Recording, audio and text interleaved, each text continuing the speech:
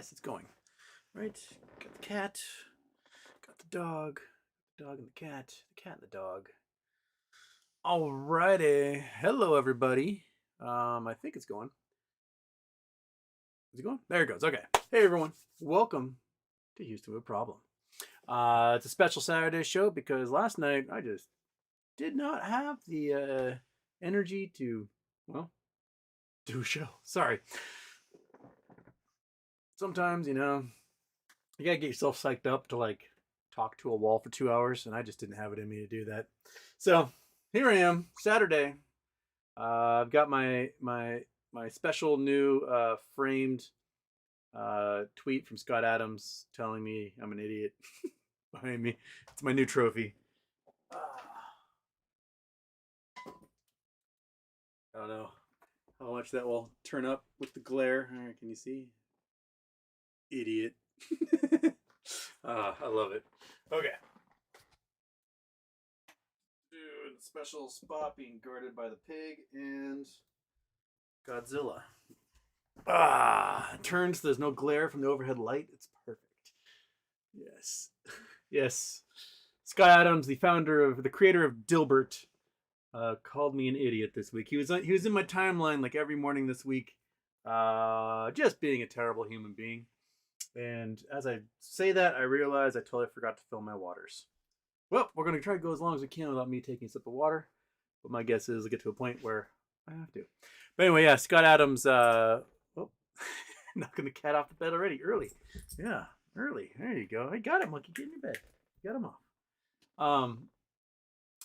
So Scott Adams won this racist rant about stay the hell away from black people. And then got really mad when people pointed out that that's kind of racist. And he's like, you just misunderstood me. I'm like, no, dude, we didn't misunderstand you. You're being racist, and that's who you are. I've done so much to help the black community. Okay, name one of those times. No. So, anyway, it's been kind of fun picking on him. So far, we're at nearly 200 bot and troll farm accounts that are supporting him on my Twitter feed. Ridiculous how many like inauthentic accounts and like Russian bots are on there. It's just like, whoa. Yes, so I guess the main topic to start off with is so Dave Lauer was interviewed by Jon Stewart, and Jon Stewart did a little pushback to him. He seemed to be pretty familiar, or at least passingly familiar, with what's happening with NextBridge, MMTLP. And Dave gave him the same runaround that he was giving me when he sent me a bunch of DMs back in January. And, I explained to him how FINRA was wrong and that they, pretty much illegally halted the stock against all of everyone's better judgment and hey, cat. And what the law said and their own corporate action and everything. And he was like, no. And then he went and chatted with Rosa, and Rosa told him the same exact things. Cat. She set him straight, and he was like, oh, you know what? I'm wrong. I apologize. I'm wrong. And then this week, he's on Jon Stewart. He's with Gary Gensler. And he's back to FINRA did the right thing by halting the stock. And it is the issuers of the stock are the ones that should go to prison for telling FINRA not to trade their stock. I don't really understand what his arguments were. And after he got a whole bunch of blowback from that, he doubled down, said the MMTLP community is the most toxic community in the entire world. They're the worst people ever. And then he started apologizing, be like, nope, FINRA was wrong. I'm going to do my best to make sure FINRA makes this right. And making all the same arguments about how they need to show the accounting that Rosa's making in her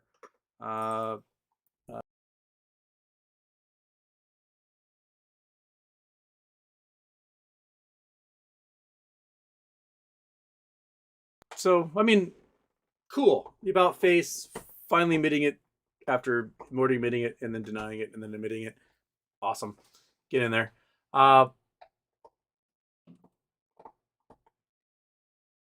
But I just don't know how genuine it is, to be honest. Yeah. Audio gone. Wait. I'm sorry. Audio went away? It's back? Okay. Oh, weird. How long did it lose it? Do you guys hear what I'm saying? Okay, well, it's back. The microphone's doing things, so hopefully it's working. Anyway, so yeah, I don't know. I mean, do you want that dude being a spokesperson for our particular problems? I don't know. I mean, he was nice enough in the DMs when we were having it back and forth. We had this big solid long debate, and so if he's on our side again, cool, awesome. But yeah,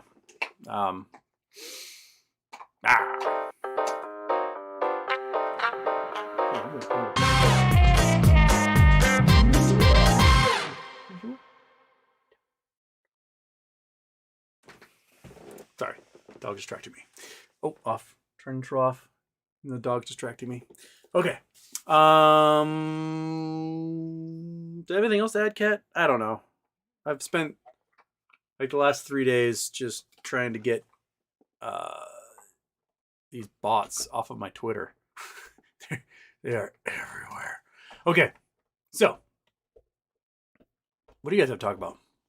What do you want to talk about? Let's see here. Justin Stewart, Berkshire earnings dropped. They lost billions with a B. Ooh. Berkshire earnings. Bam. Where is it? Q4 earnings. Earnings fall 8%. Cash hoard swells to nearly $130 billion. So they were down about $1 billion from the last quarter four. Well, they're still making money though. I mean, I'd be okay if they only gave me $6 billion. I'd be okay with that. I could make do personally. Jason Blackwell, hey Houston, you get a kick out of keeping monkeys' treats just out of reach. The stock gods are playing the same game with us in MMTLP. I do. She can't get one yet though. It's a little too early in the show. It's gotta be later in the show when she earns it. Monkey over. I can't read. Money over mayo. Houston, what do you think about those Buddhist monks that levitate during meditation? How do you think they do it? I don't know if I've ever seen Buddhist monks levitate during meditation. So, is there a video?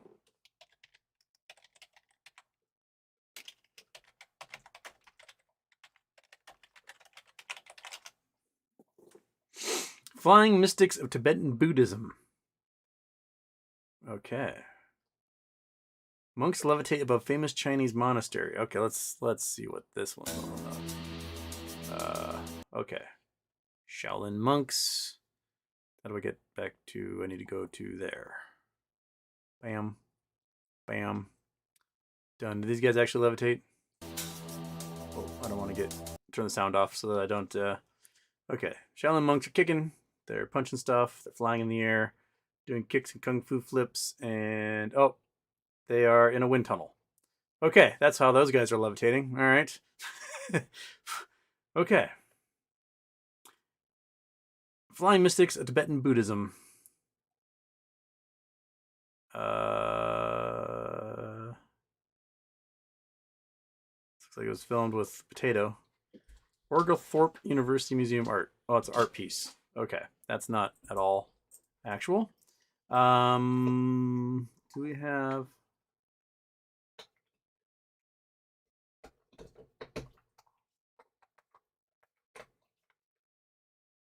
I don't have anything other than, I don't know, you might have to send it to me. I've not seen it, but if they're using the skydiving wind tunnels, I'm pretty sure that's how they do it. So, yeah. Kevin Rayonen, Houston, left my legs on the mountain last 3 days. We're writing POW. Now a Saturday show to close out my weekend. Thanks, man. Well, all right. Excellent. That's good. It's good to have. We are about to get hit with some snowfall in, I think, 3 hours. We're supposed to get hit with some snowfall tonight. We had a little bit of dusting this week, We're supposed to have like substantial, few inches of snow. Not substantial, but get a little something out there for us. And I don't really get to go skiing again until the 13th, but it's a ways away. I might get a day in there. So, curious investor. Wait, no. Vote continual steady stream poots. Oh, curious investor saying they fart their way into levitation. Patchy football, Houston. What can you see the price of APE and AMC combined to make? And Dusty Baker killed Mark Pryor's career. I don't know enough about Dusty Baker coaching Mark Pryor to make a comment on that, but I would reason to believe that the moment they get combined and made one, and then they do a reverse split, or they reverse split and then combine, whatever the combination might be, I would venture to guess that it'd probably be around $50, maybe 60, somewhere around there.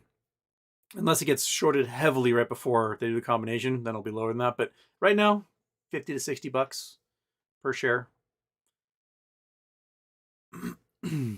Great. Houston, I rewatched Patriot today, and the scene where they get high and fight the short guy still cracks me up.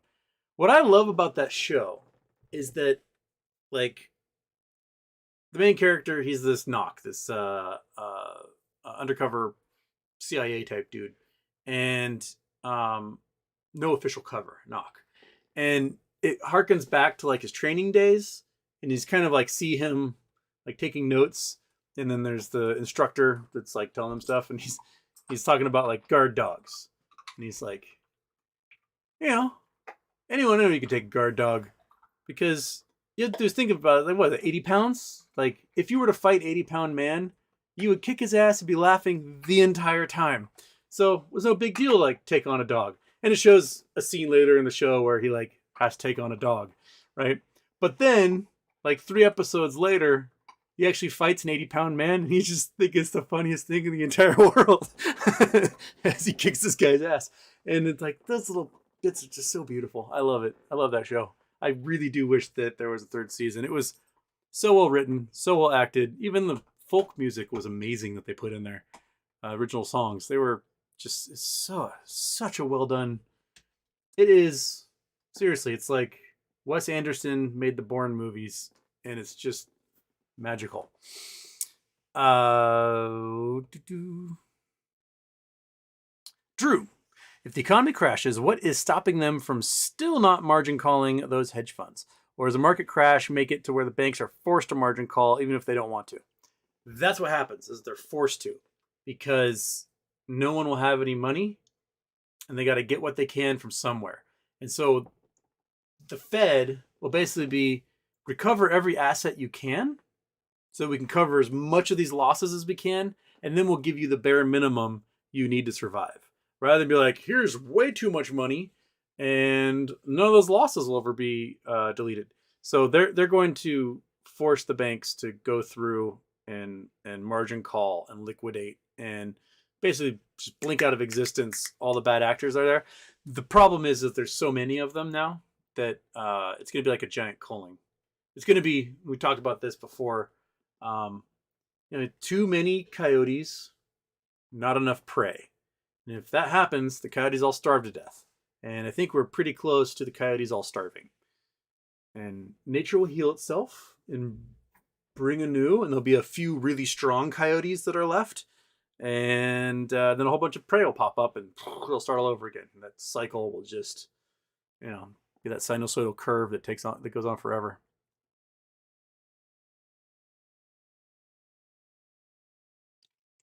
Click on pond to find Dr. Evil's lair. What? Oh, did you try to send coordinates and it won't let you send coordinates?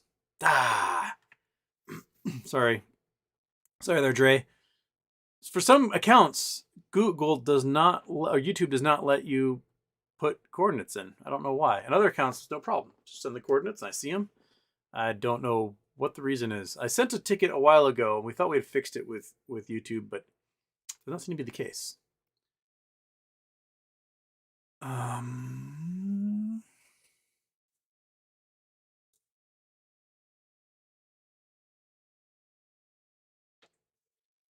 Okay. BOH Drew, I get the feeling that the bank's assets under management will drop to the point where they are over leveraged according to the law, which means for them to be legally compliant, they need to reduce leverage.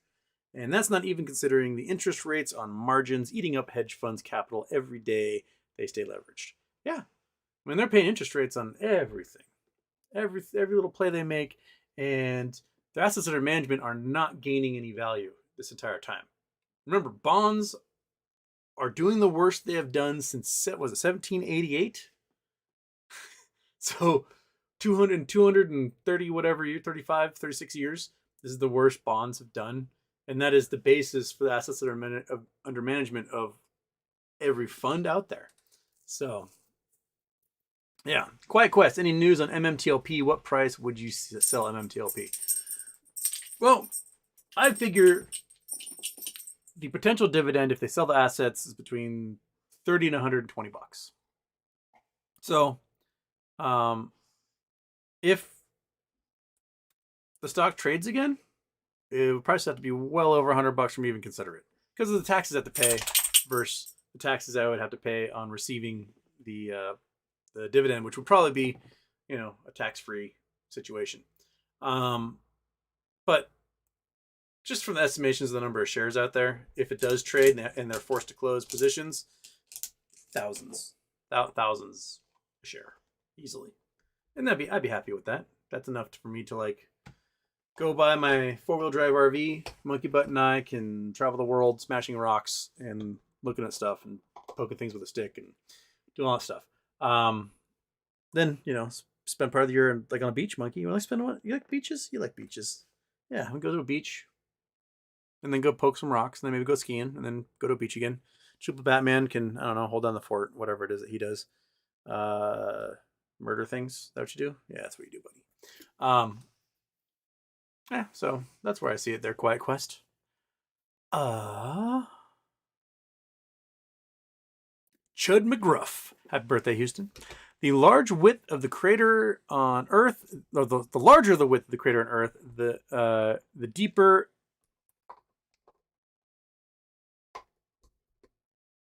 Wait, what? The large. Sorry, my brain's having a stroke trying to read. I think you get a couple of little typos in there. My brain's having a stroke trying to read this.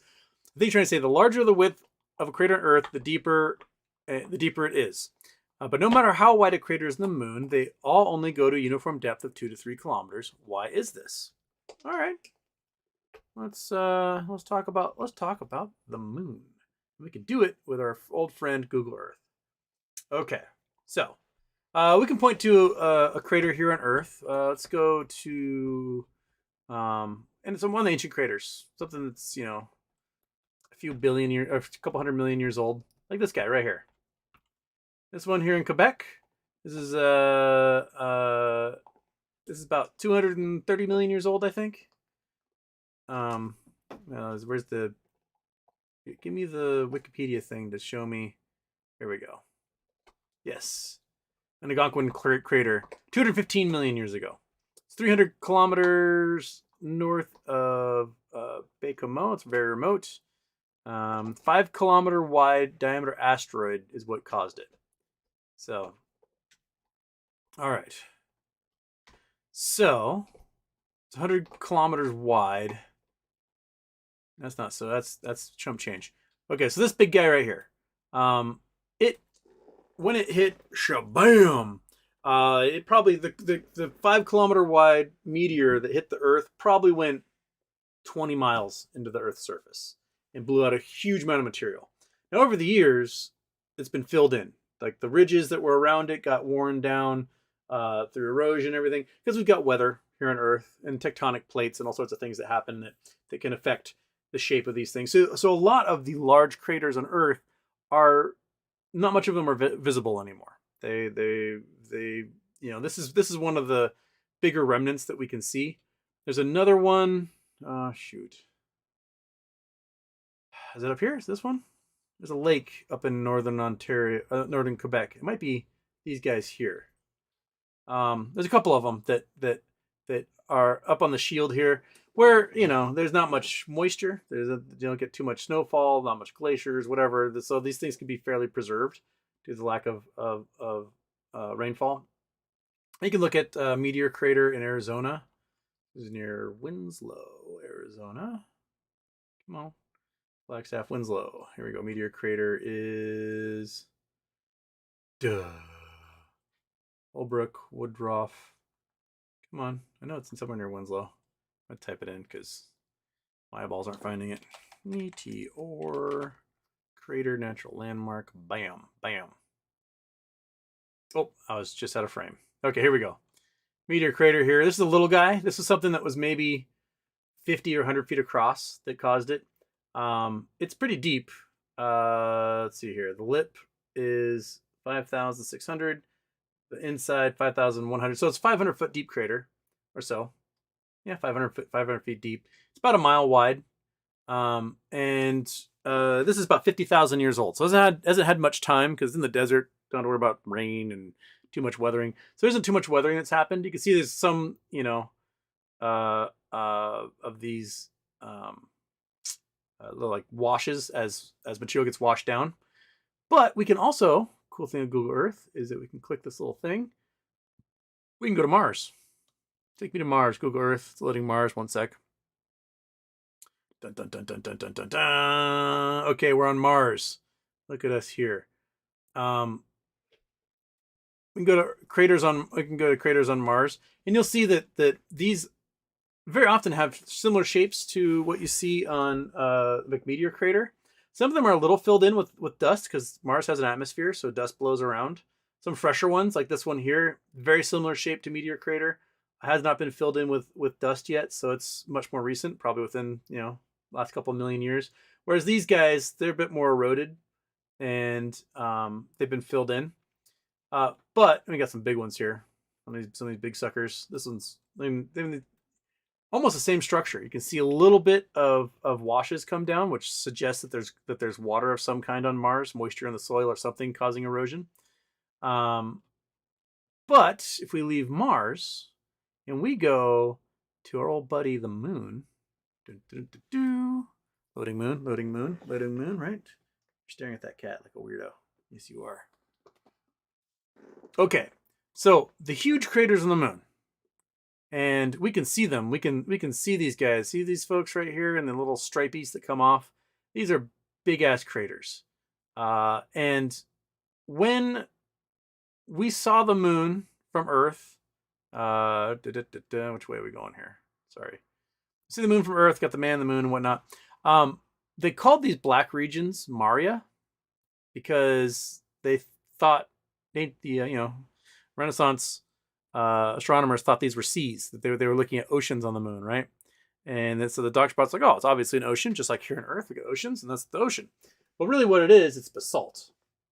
And so you can see, like this guy here, this kind of circular shape, this is a crater.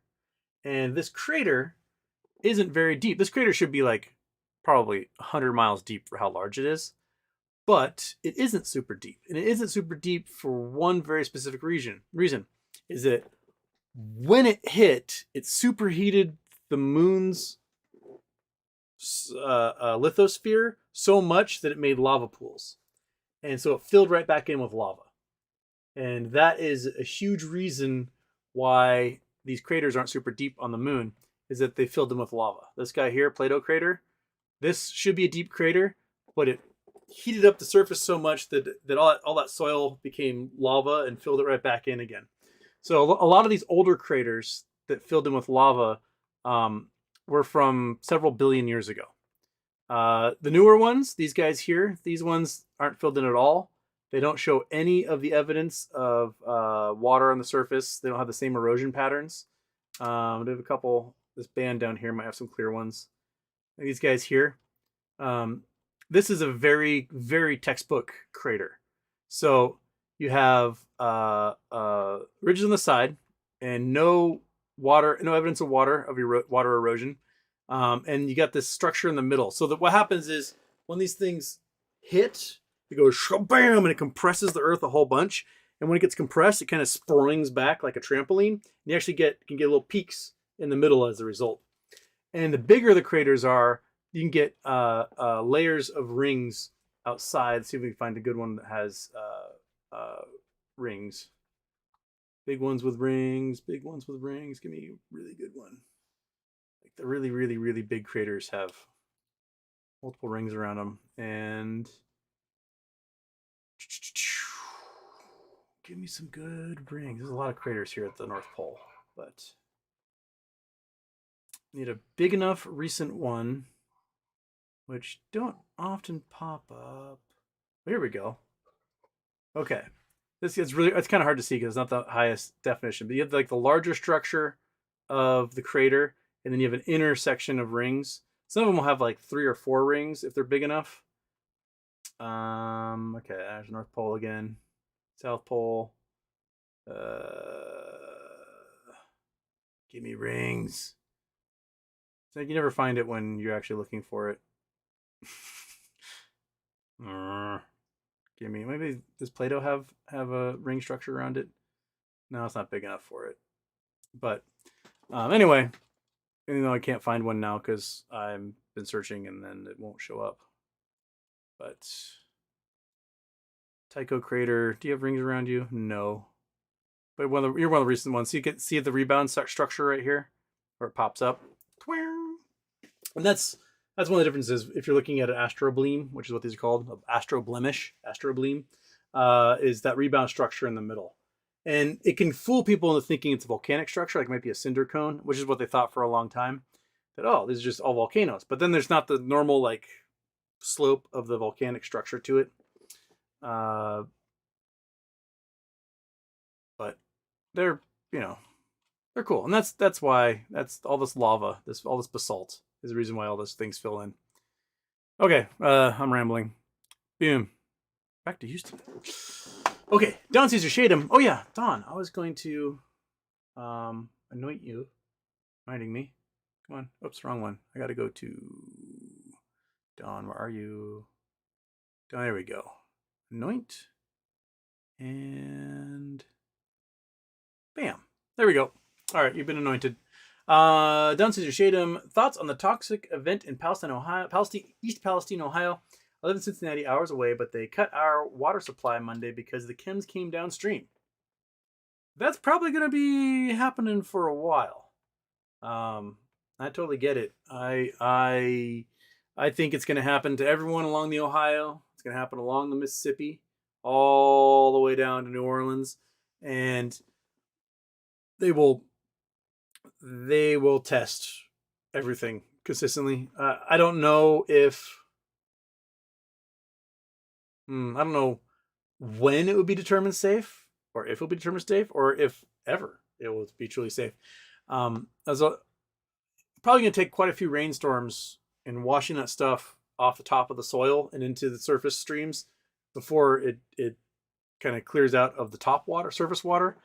But a lot of it will leach into the soil and go deep into the groundwater and affect that stuff for a long time. That's what's going to happen. But yeah, anyone who's downstream of the Ohio River, expect similar things. Expect to be shut down. Okay, where was I? I was kilometers moon.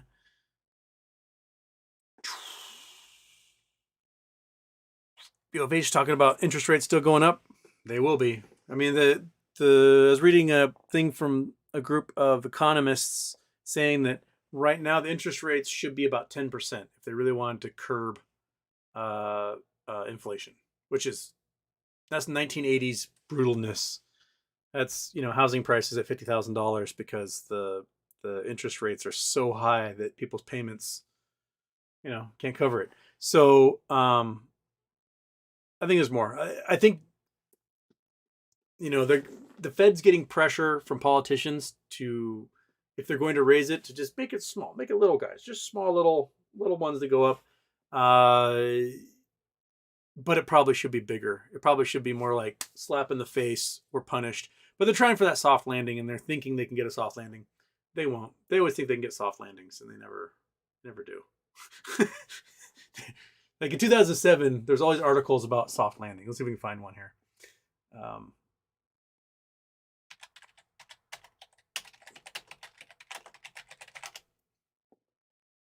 Here we go. Boom. Oops, that's Google Earth. Boom. Okay, this is February 15th, 2007. Fed chairman projects soft landing for U.S. economy. There it is. That's exactly what they're projecting in 2007. What happened a year later? Bear Stearns vanished. So, they've been talking about soft landing for a year now. And for a year now, they've given no indication that a soft landing will actually happen.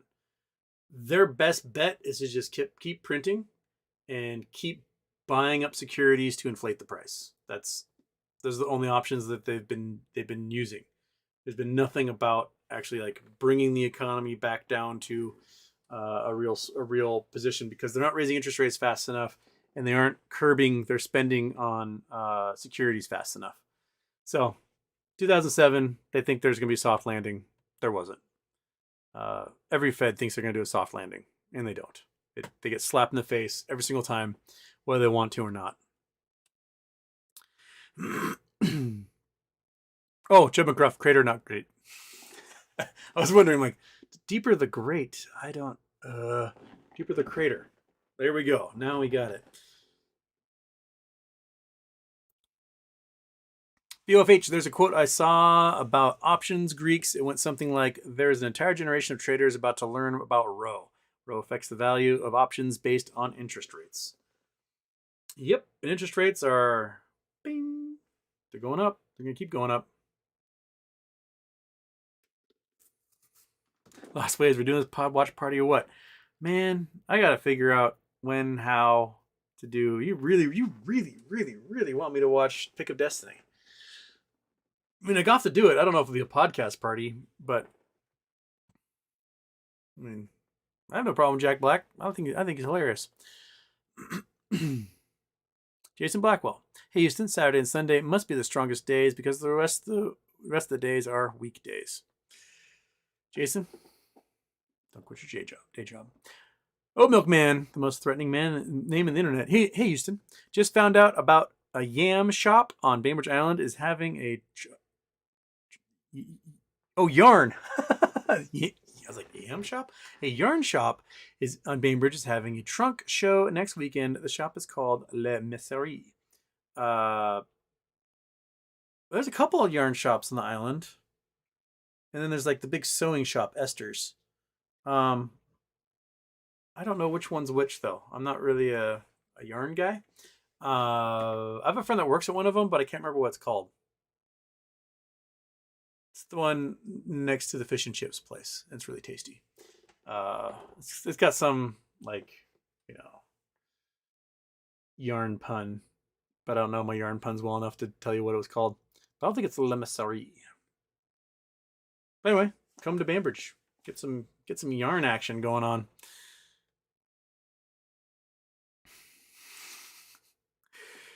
Thomas, people ask me where I was getting his new sexy shirt on. It's true. I was like, oh, I forgot my shirt again, and I went and threw this guy on. It's it's not the sexiest shirt, but it does gets the job done. It's got patterns. Joe McGruff. I've listened to a few videos with Ben Van Kerrick.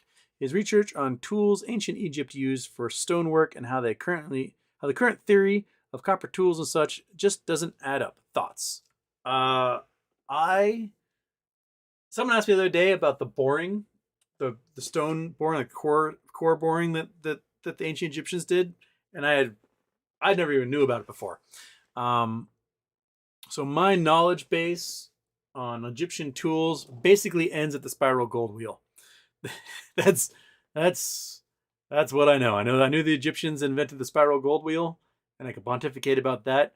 But other stoneworks, not a clue. I've seen a couple of like videos, trying to figure out how they move those giant stone blocks to make things. And I think the conclusion is basically slaves. Lots of enslaved people. You just get enough of them. That's horsepower right there. Got a million of them, then you got a million human power. Bonk, and you can just move that stuff right along. How they cut those things, I don't know. The Greeks used a couple of methods. I thought they used water jets. So they use power of water cutting, and that they use these like, I don't know what they're made of, leather twine, but they use like wet twine, keep it cool. They basically just did these like giant band saws that just would cut through the stones. And then they kept it wet so that you didn't have too much, like the thing didn't burn. Um, it's pretty crazy how these ancient societies, the Incans, like you cannot get a piece of paper between the joints of the cut stones in Incan walls. You just can't. They are so perfectly cut and laid there, even though they're the stoneworks themselves aren't necessarily symmetrical. They're just fantastically cut flat, and I'm always impressed at those achievements. It's good on you, ancient peoples. I couldn't do it, I'll tell you that much. Then again, I'm surrounded by mud and gravel. We don't have rocks here to cut.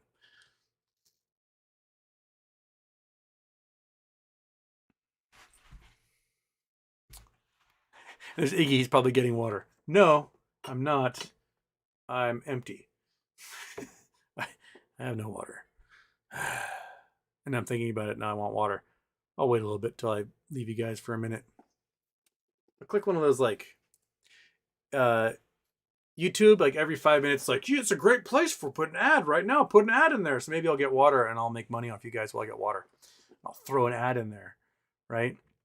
I think I've only actually hit that button once by accident. I was like, what is this? Click, and all of a sudden it's playing commercials. And I was like, oh, I didn't mean to do that. Bill Coyne, Houston GME squeeze soon. My 5 ex-wives and 32 children are screaming about late alimony payments. I hope for your sake and your 5 ex-wives. I don't know why I'm yawning. All your 32 kids. I was supposed to say all my 32 kids. That's why you're divorced. They're my kids. They're done. They're Bill.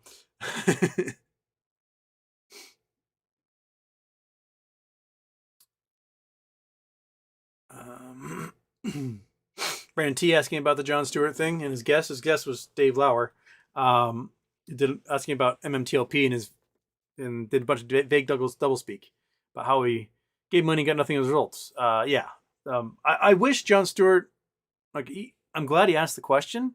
I wish he had a little more historical background on it, so he could like kind of give the pushback a little more rather than just being like, I guess I'll take this answer because I don't know enough. But the fact he asked the question is like, that's more than we could have ever asked for. I was just not expecting him to even bring it up ever. And I guess he took a live question from someone who talked about it as well.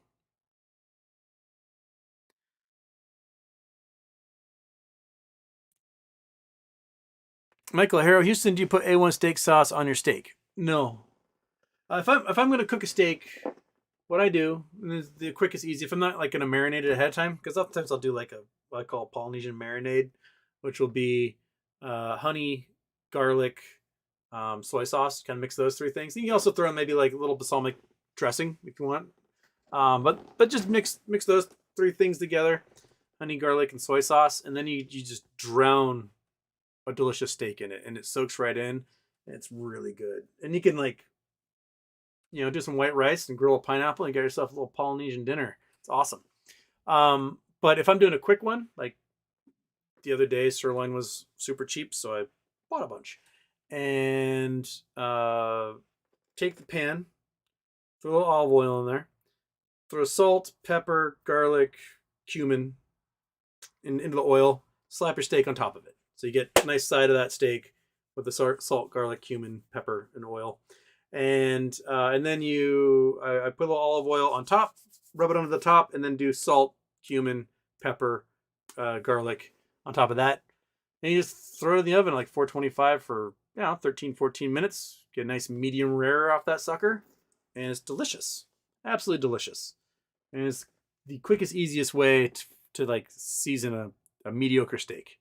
I'm not talking like, I'm not going and buying filet mignons. I'm getting a sirloin when it's on sale for $4.99 a pound, and that's what I'm doing it with. I need some of that NextBridge money so I can do the filet mignons and the ribeyes every single night, and then die of a cardiac event when I'm 53 years old. That's the goal. Okay.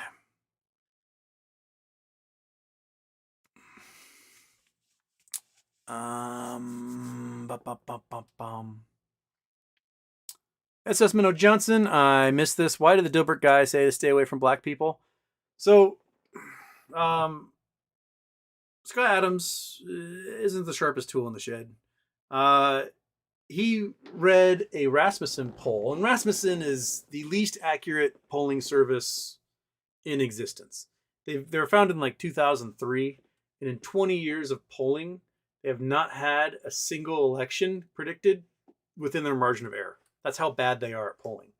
They're incredibly biased. They do a lot of push polls that are not accurate. But the reason why they exist is so certain people with political biases can point to their polls and be like, look, the people support us or whatever.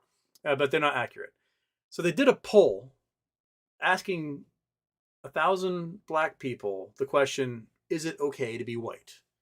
The problem is that the phrase, it's okay to be white, was started on 4chan by a bunch of neo-Nazis as a way to troll black people. Basically to minimize the plight of oppressed people. And it's a dog whistle among racists. And so Rasmussen polls, knowing full well the origin of the phrase, it's okay to be white, went and trolled 1,000 poll participants who were black with that question. And what they got was like 21% of the respondents said no, because they're like, screw you and your push poll. And then, 26% or whatever were like, I don't know, kind of a screw you to your push poll. And because they knew they were being trolled. They knew exactly what these people were doing because they're not dumb. And so Scott Adams on his show read this poll. He's like, 47% of black people don't think it's okay for me to be white. Black people are a hate group. And my advice, this is his quote, my advice to white people is to get the hell away from black people. Just stay the fuck away. That's what he said. And this is after he had told everyone that he identifies as black, which was him trolling black people by also making the one transphobic joke that the Babylon Bee has again.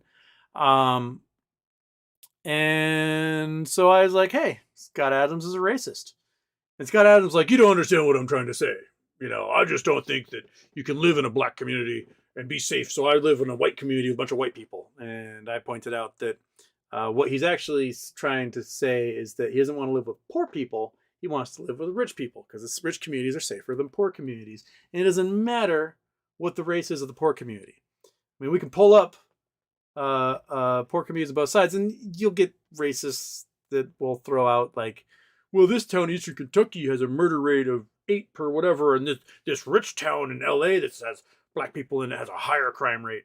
But then you can show them that like the rich town in California that has a higher crime rate has the same crime rate as Beverly Hills, right? Or they'll ignore the fact that you can go to communities like Myrtle Beach, South Carolina, which is a heavily white community, is the 3rd most dangerous community in all of America. Or Manatee, Florida is a white community, has crime rates just as high as any other inner city in America, but does have a bunch of white people, right? Poverty breeds crime in America. That's just the way it is.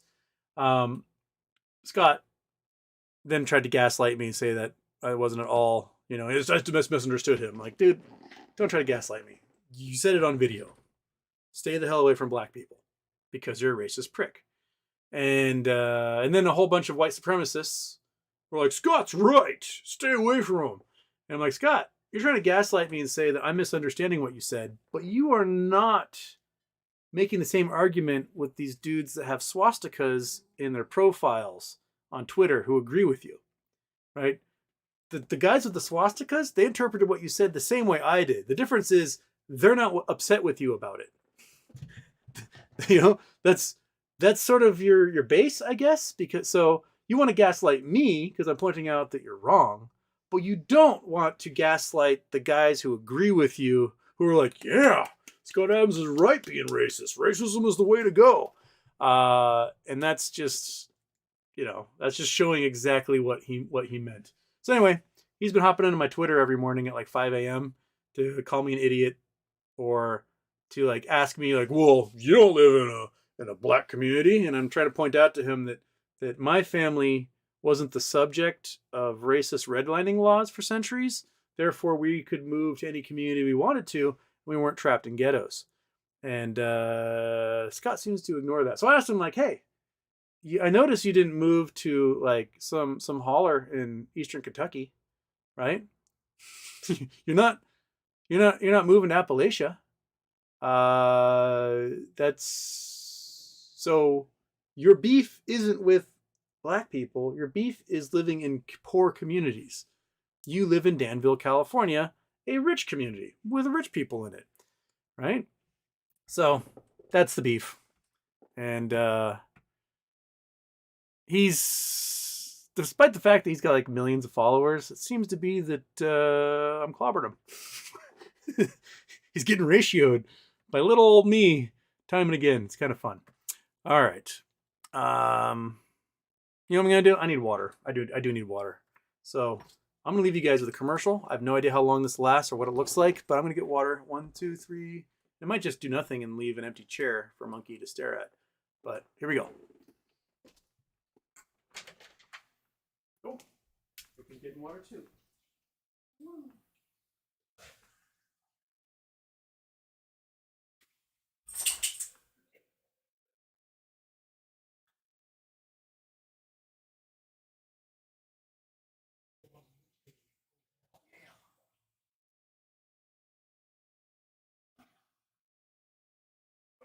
We got water.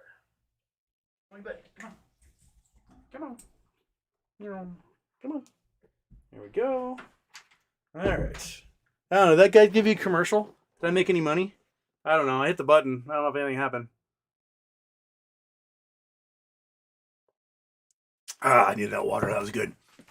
Oh, also, as a result of his racist comments, Scott Adams has been pulled from like 500 newspapers right now. So his bread and butter's gone. He'll probably go on the "I got canceled" tour and then, hang out with Donald Trump or something, and Kevin Sorbo talking about how he got canceled. I don't know, but good riddance. I mean, the dude's creep. His stepson was troubled and addicted to drugs, and apparently Scott gave him a gun and told him like, there's a solution to this, and then the kid committed suicide. So that's the type of dude this guy Adams is. So, yeah. Stevedore, Hercules? Yeah, Hercules. What are you doing, cat? What are you doing? You trying to turn off the light?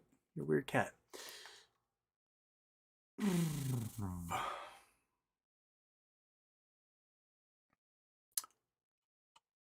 Online equity, where you were just about to say something about steak. The only reason to put steak sauce on your steak is if you do not like the taste of meat. Yeah, I mean, I've used like a steak sauce, if this thing's like shoe leather, I'll throw steak sauce on there. It might tenderize it a little bit, or at least make it passable. But nah.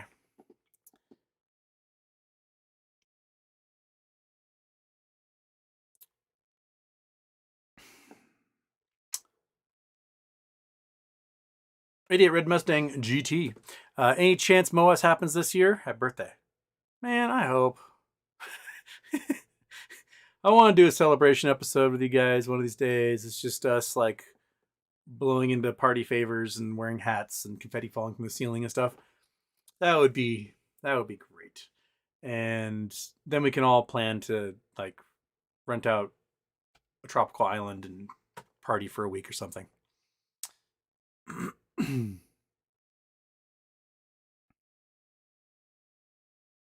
Reclaimer, David's educated in how things should work, but not so much when it comes to crime and shady nonsense. Yeah, like this is how it's supposed to happen, so obviously I did the right thing. And not at all how it actually goes down. I haven't looked into it because I only briefly saw it today without the data. But someone was saying that Vanguard dumped a whole bunch of their shares like moments before, like the last day of the halt or whatever, or before the halt, and that the fund manager for Vanguard is on the board at FINRA that would make that decision. There's some interesting, like, there's a reason why these regulatory organizations should not be self-regulatory.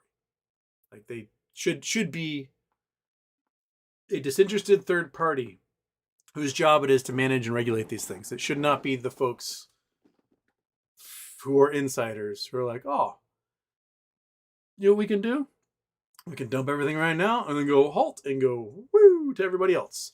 That to me shows conflicts of interest, and I haven't verified it. I only saw it like just before it came on. But if that's the case, that's exactly what Rose's argument is in her motion to reconsider. It's like, hey, there's some conflicts of interest here. And if there's a conflict of interest, then that right there shows that FINRA was not working in the best interest of the investor and doing this action under the purview of their charter from Congress. That they're basically free ranging it and doing whatever they want to benefit themselves.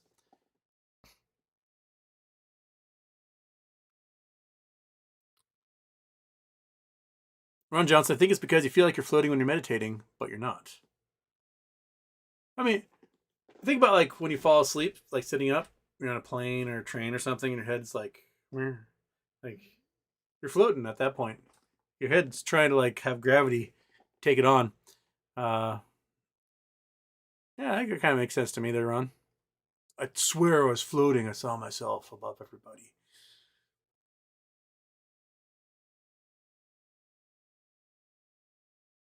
Julianne, Houston, they pulled another ancient virus out of a melting permafrost. What are the chances we end up one day with more devastating pandemic from a defrosted ancient cold bug? I'm not a fan of melting all the permafrost. Wasn't there an X-Files about that? Was it X-Files? Where like they pulled some sort of thing out of like Antarctica. It was some alien pathogen or something. That's been so long, I'm not remembering correctly. But, you know, we live in the era of when science fiction becoming real. I just listened to a piece about the science fiction magazine having to cut off submissions because they're submitting like thousands of AI stories, science fiction stories to the magazine, and they're not written by humans. And like, that's sort of science fiction in action. You are living one of your stories right there. Monkey, get. What? Why? You just want to stare at the cat and be weird. What is it? What is it, you special weird dog? The neck scratches are like her favorite scratch. It's the one that, well, second favorite. I think the ear scratch is the one that turns her brain off. This one. Her brain disappears. It just melts, goes down through her throat into her belly, and that's where her brain ends up. Oh, yeah. That's the stuff, isn't it? Yeah. Okay. That's all you wanted? You just want to sit and stare at me somewhere. Or you want me to get the bag off the counter? No, I'm not going to do that yet. Not yet. We're only 56 minutes into the show. We can't do the bag trick yet. Don Caesar Shadem, Pulitzer Prize winning author George Saunders wrote a great essay on a levitating monk kid who neither ate nor slept or something like that. Everyone should read it. It reminds me of the hippies who like the breatharians. Like they eat air and that's what they survive off of. They don't eat food. And then they have like these YouTube channels. All these hippies follow them and try to eat air. And then they get caught like at McDonald's ordering burgers. That's one of my favorite.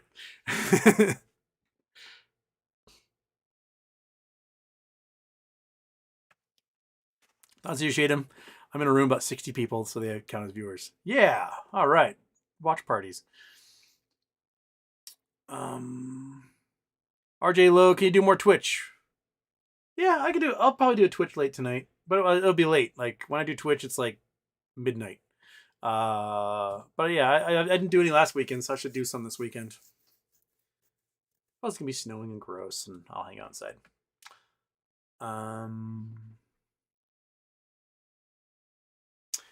Andrew Freeman, thoughts on AMC? Half of Twitter thinks Adam Aaron is a hero and AMC will moon. Can you explain both sides? How can people's convictions be so polar when we all see the same info?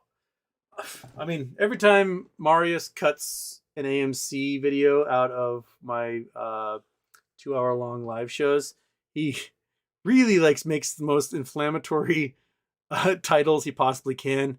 And man, the comments just hate me. So I'm sure Marius will do his job and he'll cut a little 5-minute bit out of this, and he'll put a title on it that's absolutely inflammatory, and the AMC crowd will hop on and just eviscerate me in the comments. But okay, we'll talk about what could happen, right? And you know, I lean towards the more pessimistic side, and we had AMC Bigums on here. He was much more optimistic.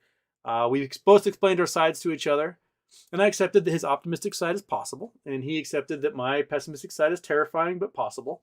And so that's where we sit. The original idea was they had this poison pill, 5 billion plus shares that could be dumped at a moment's time to shareholders in an effort to keep the ability of another corporation to do a hostile takeover of AMC. And these were created in 2013 or something. So about 10 years ago, they were created and authorized and never used. And then Adam Aaron was like, hey, I got a gotcha that will screw over everyone. We are going to release those shares. We're going to give a 1-for-1 for every single solitary shareholder. They'll break off of AMC and they'll trade as a preferred share alongside it. It'll have a fraction of the voting power, and that's why it's going to trade. I think the original idea was it would allow Adam Aaron to sell hundreds of millions of shares and dilute the float without having to get permission from the shareholders to do it, because they already had permission from 2013 to do this thing, and that's what they're going to be doing. Now, another thing came into play because it's seen as a dividend. It's something you have to provide. If you've borrowed shares, you have to be able to provide this dividend share to those you borrowed. And so it could have been used as a trap for the short shareholders. But it can't be a trap if you sell them before the T90, when you'd have to provide that dividend, when you're in default and they force you to provide the dividend. And Adam Aaron sold 300 million of them before that and just killed any hope of the T90 causing the price of the APE shares to skyrocket. So that's out. My problem is that if he wasn't going to play for T90 and force them to cover this position in APE shares, then why did he wait to sell when the share price was like 66 cents a share? Why didn't he sell 300 million shares when it was $10 or $7 or $6, right? Why did he wait? And why did he sell only directly to hedge funds? Why didn't he offer it to the market? If you're going to sell the shares, why don't you sell them when the price is hot? Why do you sell them when the price is low and you sell them at a discount? Like the share price is trading at 67 cents a share. He sold for 58 cents a share to the hedge funds. It's like he gave them a dark pool discount special. And people are like, oh, he wrote off some debt that way. Okay. Of their $5.5 billion in debt, he wrote off what? 200 million? Cool. Right? So now he sells this hedge fund and he says to the hedge fund, you can have these shares at a discount if you vote my way and you don't sell any of them for 90 days. And the hedge fund's like, cool. And then he presents this vote to combine the tickers and do a reverse split, or do a reverse split and combine the tickers. However it's going to, I don't give a shit how it goes. It's going to be the same result. and then immediately grants a waiver to the hedge funds for them to sell like 26 million shares. Okay. So now what it comes down to is Adam Aaron needs to pay off a boatload of debt. Right? They got to pay off a whole bunch of debt. That's the only way the company be profitable, because so much of their money is going into the interest rates servicing these loans, right? So they can get rid of that debt, then they don't have those interest payments to pay anymore. Easy street. So when they combine everything and the price becomes 10 times what it is now, like again, you have 1/10 the number of shares, comes one. He's going to have to sell 100 to 200 million shares of stock and double the float or more, because there'll be about 150 million shares in the float. If he sells another 100 million, 200 million, he'll very much likely double the entire number of authorized shares that are out there. Okay, at 50, 60 bucks, it might be calculator time. Let's bring out the calculator. Okay, gotta turn off the Google Earth to get there. The Chrome, turn on the calculator. Calculator's on. Okay, so if they're going to try and cover all the debt, $5 billion worth, right? So let's say it's $5 billion. And at 50 bucks a share, this is easy math, gives us 100 million shares, right? But if starting to dump those shares in the market causes it to have and price down to 25 bucks, they only get 200 million shares. That's why the 100 million to 200 million range is probably pretty accurate. Okay. Now, if it's $5 billion, do a little math here. If it's $5 billion and there's 4 million shareholders, he sells directly to the market to people who currently have shares, like they're the ones who are interested in buying, you're looking at about $1,250 per shareholder to buy more stock to maintain control of the company. Because the 300 million shares he sold to Antara gives them right now 25, 30% of the company as it stands. So after everything's, all the moving and shaking is done, all the reverse splits and the recombinations happen, they'll have 25 to 30% of the vote. Okay.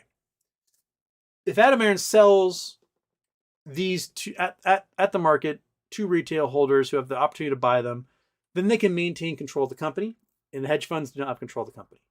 If he takes those 100 to 200 million shares and he sells them directly to the hedge funds, as he did with APE, as he did with Mudrick, and so on, then very realistically, right? So if we've got, after combination, we have 150 million shares, and 25% is owned by hedge funds. So 37 million of them. So that gives us about 112 million or so, give or take. So let's say there's 112 million shares. Too many twos. I cannot type to save my life. 112 million shares. This is what, basically retail owns, somewhere around there. Probably a little bit less than that, because there are a couple institutions involved and a few insiders. But 112 million shares. And then suddenly, it's only 100 million, right? So the float's 250 million. Float's 250 million. 37 million of which are owned by 37 million 500 owned by hedge funds, plus another 100 million. Right? So we're at 137 million. Divide that by the 250 million we'd have total. Oops. That would give hedge funds 55% of the company. If he sold directly to hedge funds, just 100 million shares, they would have 55% of the country, a controlling interest in the company. So that's my worry, is that Adam Aaron sells this stuff not at market, not to his current investors, retail investors, but sells it to hedge funds, and the hedge funds control 55% of the company. Right? So he takes this money, he pays off debt, cool. Right? That's a good thing to do. You want to pay off debt so you don't have to be paying all those interest rates anymore. But now the voting power is hedge funds. And what do those hedge funds do when they have controlling interests in a tenuous company? They say, hey, you're going to fill your board with our guys. And our guys are going to go on your board, and our guys are going to be your VP of marketing and your VP of logistics and your VP of, retail, whatever. Like, you're going to have hedge fund dudes at every position in that company, and they go, sweet, the stock price is $40. We can drive this sucker down to zero like we did with Regal, and we're going to make a fortune because we've got a huge price drop to do. We can go $50 to zero, and we'll make so much money selling so many fake shares and destroying this company from the inside. So if Adam Aron sells to hedge funds, that is exactly what's going to happen. It won't matter if they pay off debt, because they will go in, over leverage the company again to the tune of billions of dollars, give themselves billions of dollars in bonuses, declare bankruptcy, and walk away. They'll just do it all over again. Or Adam Aron takes that money. He goes, I want to pay off a little bit of debt here, and then I'm going to go and try and buy Regal. And he's going to buy, a whole bunch of failing theaters all over the world with a whole bunch more debt attached to them. And they're going to be in the same boat, right? So those are the bad options. Now, Bigums has the more optimistic side. And he's like, hey, Adam's not going to sell to the hedge funds. He's going to sell to retail. And when he does, retail will maintain a large control of the company. The debt will be paid off and will be sitting pretty, which is what GameStop did, and what they should do. And I just don't see that as the type of thing Adam Aron does, because twice now he's sold a large portion of shares via dark pool directly to hedge funds. And that's just at a discount, at cheaper than what the stock was currently trading, both times. And that begins to set a pattern, right? The fool me once, shame on you, fool me twice, shame on me type thing. Granted, he could totally sell to retail, and we're like, cool. And everyone throws in an average of $1,200. We buy up all those shares. If he doesn't, I'm going to nanny boo boo everybody and be like, I told you so. And if I'm wrong and he sells to retail, I will say, hey, I'm wrong. Adam Aron's right. I'm a piece of shit. He redeemed himself, right? And those are basically the options. I'm just pessimistic because he keeps doing the wrong thing. every opportunity he has to like do something that's going to kick ass, he just doesn't, and it's disappointing. The cost basis for half people in this chat who have AMC is 4 or 5 times whatever the current price is right now, probably. So that's not, the stock price is not going, dumping 100 million shares in the market is not going to cause the stock price to suddenly go from $50 to $500. That's not how it works. When Silver Lake, I can't remember the big bond holder that had the convertible bonds, the stock price went above $13. All of a sudden, 300 million or whatever shares were created for the outfit, and I think it's called Silver Lake. And the stock price went from $25 down to $5 instantly. It took retail going, oh, it's $5, and go nom nom nom nom nom nom nom nom nom for 5 months to get the price to jump in June of 2021.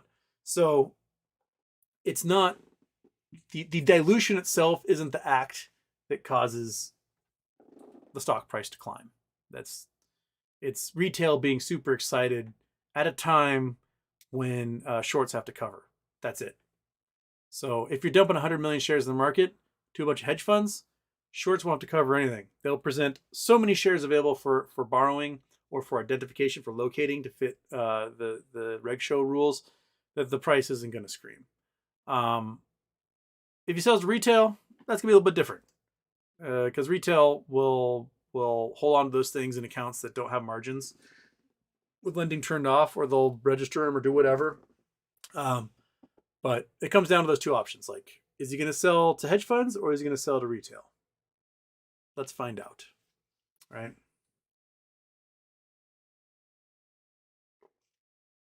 Okay. I'm gonna get so many angry comments under this clip. And I just know Marius is going to make the most just inflammatory. I just know it. It's gonna be like, Houston thinks AMC holders are the dumbest pieces of shit in the entire world. Fuck you. And then all these guys on Reddit are gonna come on and just like want to murder me.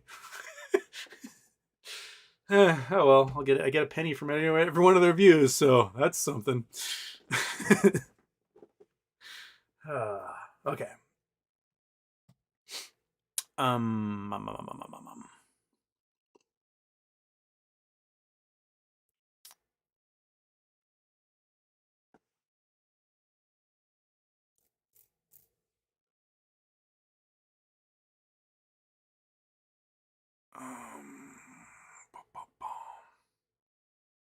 MS Houston is big world money changing power, hands, or status quo hanging on with no cash?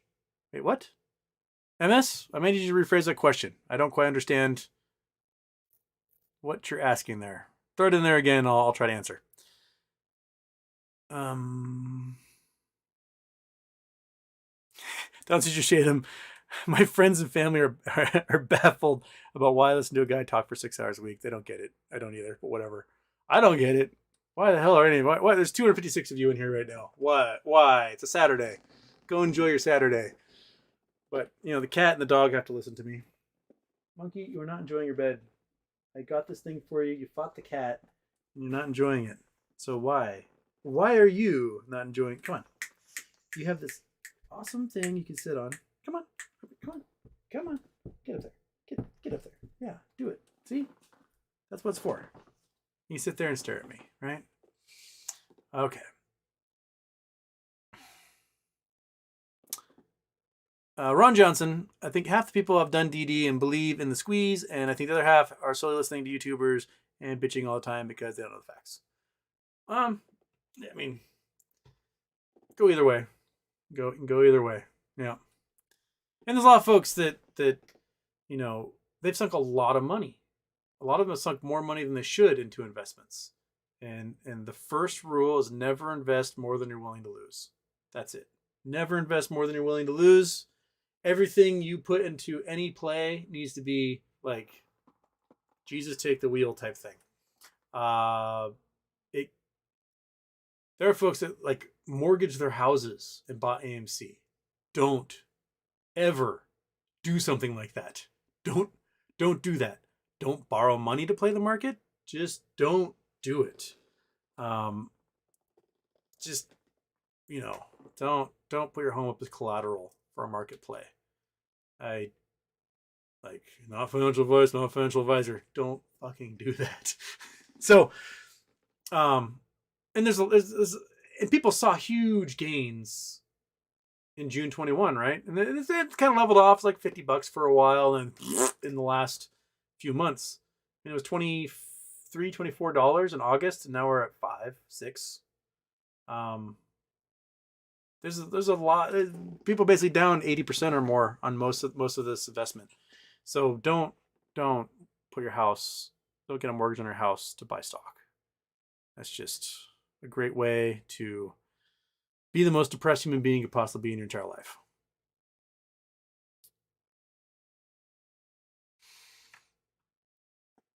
BFH trying to send coordinates too. I don't get why the coordinates don't. It doesn't make any sense to me. I'm going to send another thing to YouTube about, hey, I do a show where half the show is people sending me coordinates and they can't. Can you guys fix this? They're usually very responsive, so let's see if we can get it to work. Okay.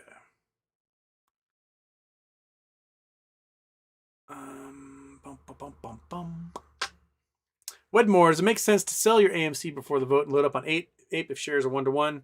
You 2 or 3 extra shares right there. Yeah. I mean, APE's $2. What is APE right now? APE is. I haven't looked. Oops, I just did. AO. That's not what I'm looking for. Age of Empires? No. APE. APE is at $2.16, so a little over $2. So if you have 10 of those, then it costs you $21.60, right? And it could be worth what's AMC at the moment. AMC is at $6.20. Okay, so that $21.60 could be worth $62. So you're almost tripling your value when it becomes AMC. Right on, man. Not such a bad way to go to triple your dough that way. So, like, if you want to lower your average cost before the vote, sell the AMC and buy APE. You have to pay taxes on that, so make sure it's the long-term holdings or whatever. But you get a 3x return. That seems like a no-brainer to me. Not financial advice, not financial advisor.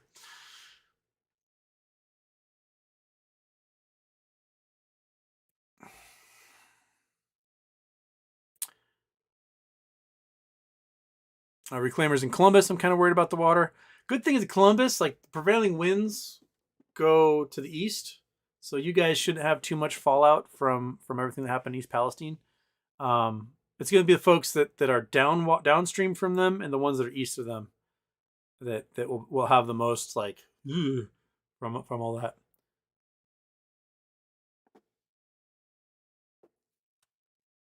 Ron Johnson, are the coordinates on the moon to view space vehicles left behind? Post Moas, I want to buy a good telescope.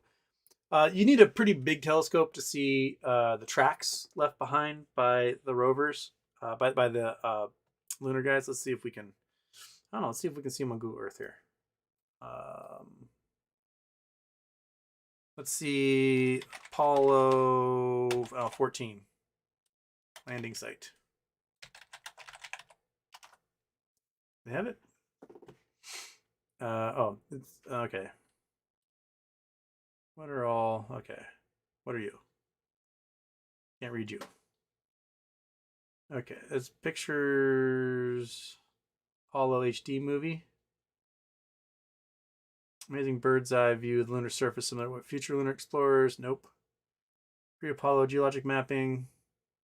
Lava sea. Complex. Okay, I don't know exactly where all these lunar sites are. Apollo 15 landing site. Here we go. All right. Come on, show. Oh, great. It's frozen. Cool. Just froze. I just killed Google Earth with the moon. Oh, now you're working again. Nope. It still froze. Okay, here we go. Oh, it's trying to, like, download a VLC player thing. It's not working. Okay. Let's zoom in, see if we can see. All right, landing site. Picture vehicular activity. Okay. Here we go.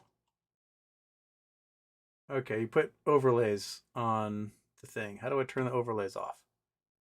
Nope. Can I turn off? Nope. Wait, no, don't do. What are you doing? I want to see the rovers. The rovers drove around, and they put little black lines over the tracks. Ah. Oh. Nope, can't see it on this one. Maybe if I do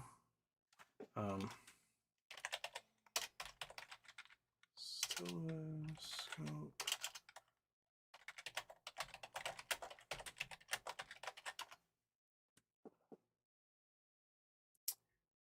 Images. Here we go. All right. So this is wrong thing. Chrome. There we go. So this is just NASA photos of those. Which one is this? This is Apollo 12 landing site. So these are the footpaths of them, and that's the descent stage that was left behind. So maybe we can go to Apollo 12. Apollo 14. Okay. Where's Apollo 12? 15. How about you? Are you Luna 21? Nope. Oh, here's Apollo 17. Do We have cool images of this. That's high def. Can I turn off you? No, can't see it in that one. Urgh. Why don't you have detailed astronomical pictures? 15 again. Well, heck. All right. Well, anyway, as I fail miserably and flail around. Oh, they don't have the highest clarity of it. So this is in large Apollo 17 lander. That's the high definition they have of it with Earth-based telescopes. is that blob right there? Why do they keep showing this thing from, was that Total Recall or something? I don't get it. Okay. Apollo 17 landing sites. There's some tracks there from Apollo 17. You can see the tracks from the wheels in that. There are the tracks.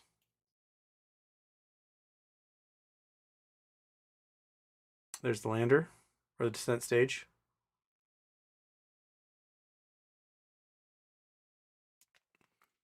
Katie, are you excited? Stretched out, bud. Yeah.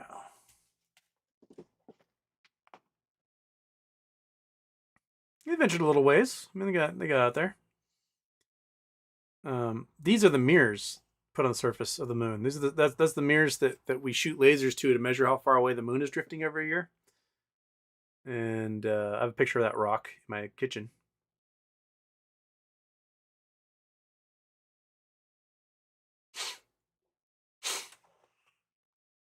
And it's like a little mapped out here. It's kind of neat. There's the rover left behind. That blob. It's weird they parked the rover over there and walk the rest of the way. I don't know. Whatever. I think it's neat. I don't think you can see it on the Google Earth though. You gotta get like the big telescopes to do it.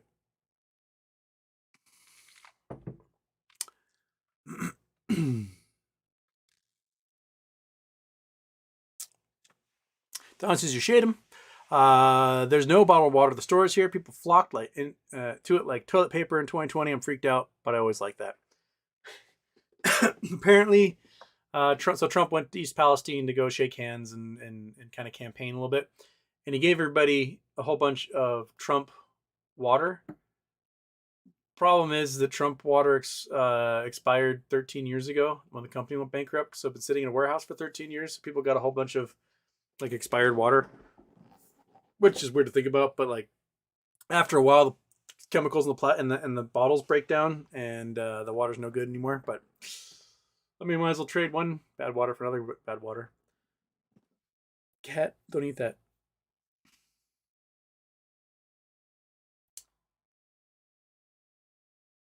MS Houston, any thoughts on the avian flu case? Well, there's a few of them. There's a couple in Cambodia. Was one in like Peru. I don't know about any in the U.S. yet. The concerning thing are the number of mammals that are coming down with it and dying. And it's hitting stuff like seal and sea lion populations really hard. That's the stuff that like should make us go, ugh. Because if it's jumping from these birds to other mammals, and if those mammals aren't necessarily getting it from the birds but are transmitting within their communities, then that's concerning. That's been the thing so far is that the people who have gotten avian flu are generally like chicken farm workers, right? They're working with birds, and they're in the bird like where they're laying eggs or whatever all day long, and so they're just getting bombarded with this virus, and they're getting it from the birds from just insane viral loads. But if there's being transmissions between two pinnipeds, two seals or sea lions out in the ocean, and they're playing along and they both get it, well, then that's troubling. That means there's now transferring between mammals.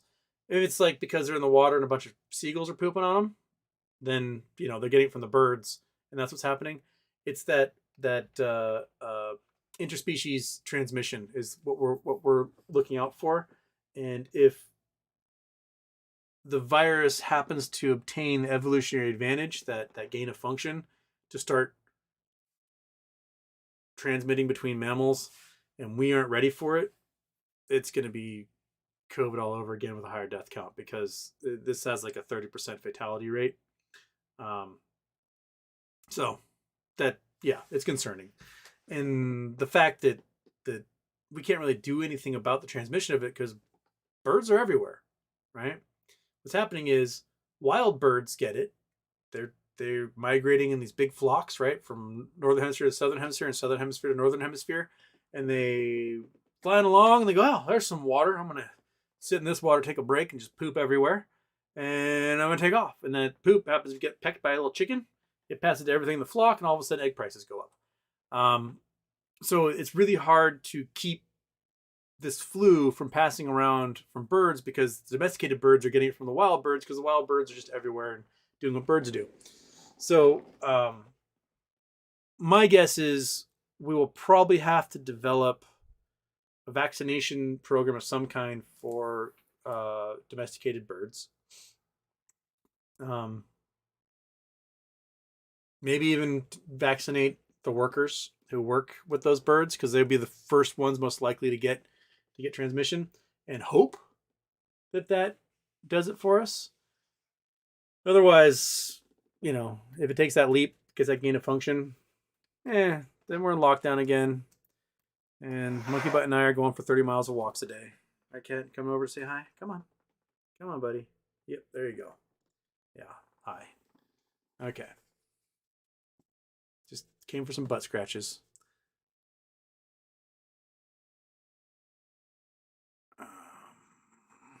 24, the money. There's a company that has a human avian flu vaccine. Well, heck, there you go. There's a solution.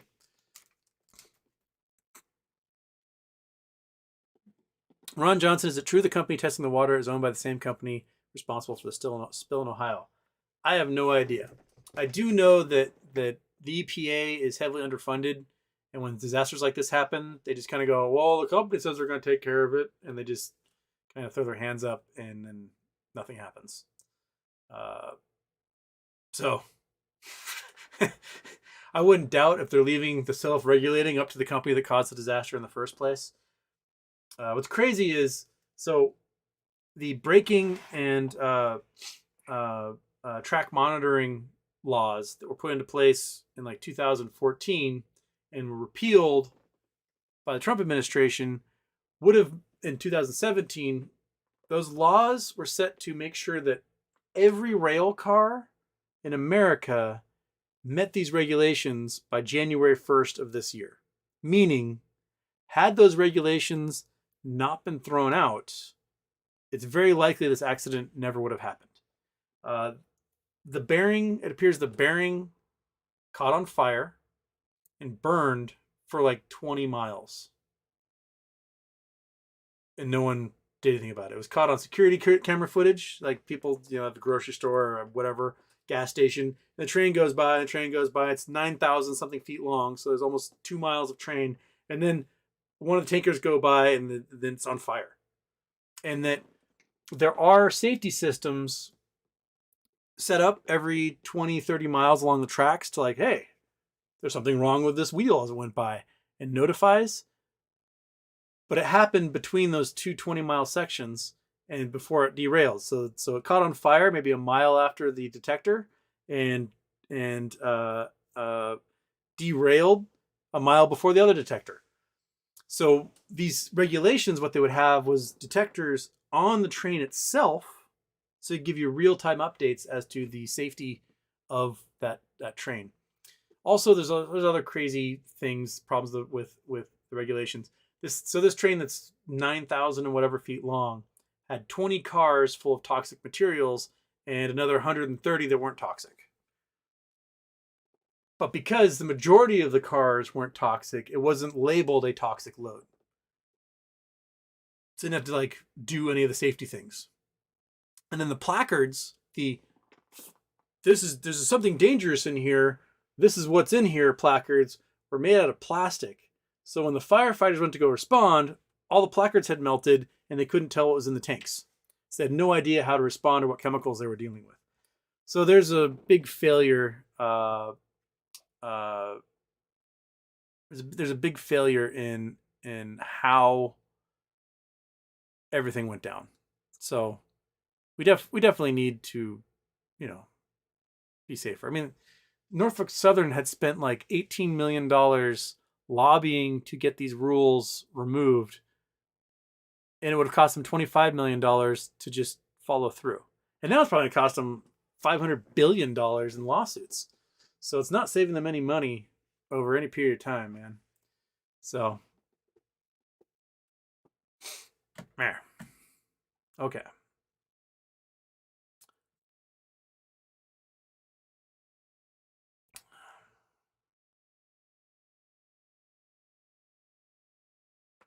Herman Hartner, still waiting for the conclusion of the all-time litmus test, MMTLP. What do you think, Houston? Any avenue looking more promising than another? I think the most promising is Rose's lawsuit. It's the most comprehensive. It's the best written. It's the one that even FINRA, I think, is paying more attention to. And she's got a definite avenue for going before the Court of Appeals and getting that in front of a panel pretty easily. If for some reason the judge denies her reconsideration and grants the motion from FINRA that we can't be sued, I think she can get in front of a panel and get a majority of that panel to go, yeah, you can be sued. This is one of those instances where you can. So I think she's got the best avenue.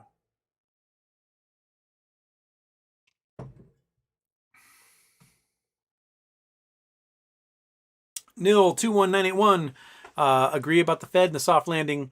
The stat is that inflation has never been stopped without raising rates to at least the rate of inflation. Exactly. Like, if inflation is between 8 and 10%, rates are going to have to be up there. Yeah, you have to punish the economy to get people to go, well, I can't afford food, so I guess I'm not going to buy a car. And then everything, gas prices, everything comes down. I come back to say hi. Come on. Come on. You can come. Yes, there's a lap here for you. You can come. Don't step on the keyboard.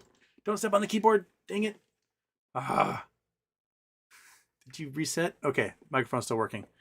Okay, there we go. Don't step on the keyboard, dude. You're gonna turn the show off by accident a second time. All right, we'll just keep you entertained with a butt scratch while I try to find a chat here. Okay.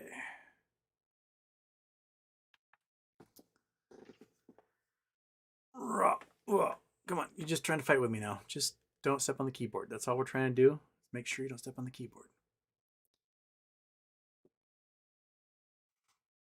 All right. Don't step on the keyboard. All right.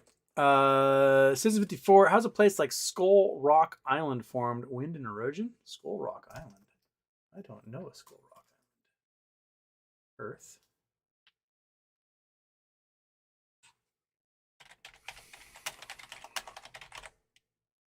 Skull Rock Island.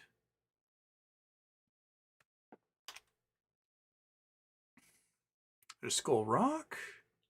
Where are we? We're in Australia. Looks like granite to me. Got pictures of Skull Rock. Let's see if there's. Oh, you guys can't see what I'm doing because I'm in Australia. I'm in the Tasmanian Sea. It's between Central Australia and Tasmania. Skull Rock looks like a pretty cool blob of granite from here. Nice rounded piece of granite. Looks like a pluton that's eroded away. Let me see if I can find Skull Rock. Skull Rock in Australia. Okay.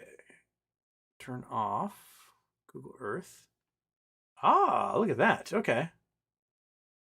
Yeah, big old cave. That's cool. I've never seen this before. My guess is yes.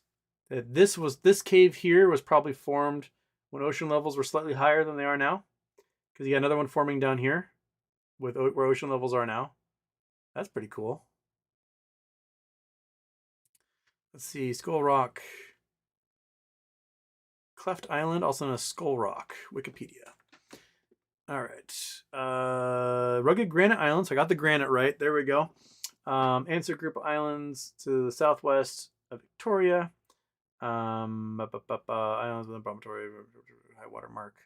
Most of the promontory islands. Partially hollowed out by ancient waves, creating a cave 130 meters wide and 60 meters tall. There you go. Wave action. Only 9 people ventured into the cavern, finding old cannonballs left by passing ships practicing their aim. Really, only 9 people have been in that thing? Seems like something that you would just want. Adventurers had to go land on the top of the rock by helicopter, and then they shimmied down the ropes to gain entrance to the cave. Oh, that's how you have to get there. Australian Defense Force have been blamed for the other holes in the rock being used as target practice in the past. Okay, so looking at this guy, you can't. There's no access from the ocean. You get battered by waves. Well, I mean, it looks like you might be able to land right there and do some climbing, but probably slippery as hell. Take a rock climbing team. So they landed on the top of the rock. They probably roped down into the cave here. Well, there's a MOAS trip right there, guys. We are going to go to Skull Rock Island in our private fleet of helicopters, and we're going to have a concert. I don't know. We'll hire Snoop Dogg to play a show. I bet the acoustics are amazing. So Skull Rock Island, 2024. Here we come, right? And each of us will come home with a cannonball. That's pretty cool. That's cool. Huh. All right. I dig it. I dig it. There we did some since before. We did some geology. We looked at it. I said, "Oh, it looks like granite." And then he asked how it formed. I said, "Probably wave action." And then we got our confirmation from the Wikipedia article. Ta-da! There, some geology in action.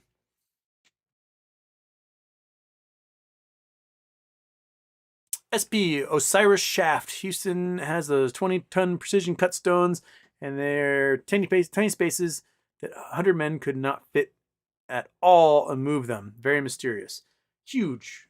And they didn't really have trees they cut down and make rollers out of logs because it's the desert. I don't know, man. I don't know what they did to move all that stuff. How they did it, not a clue. Monkey, do you have a clue?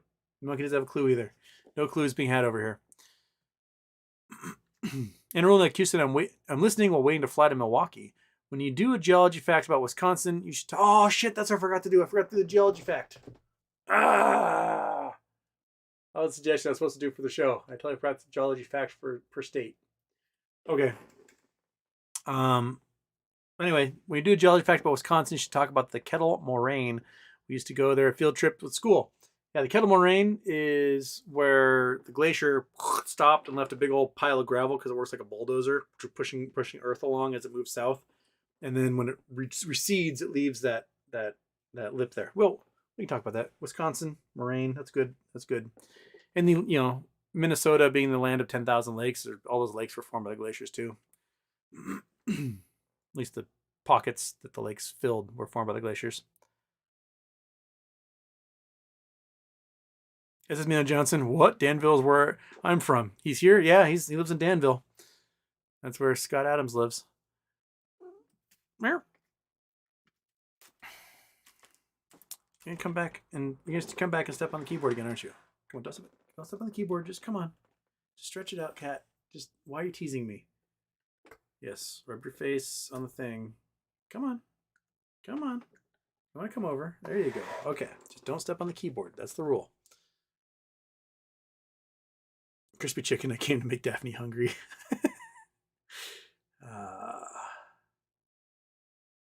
Okay, there's the reset of the chat. And Andrew Freeman, thank you. Okay, there we are.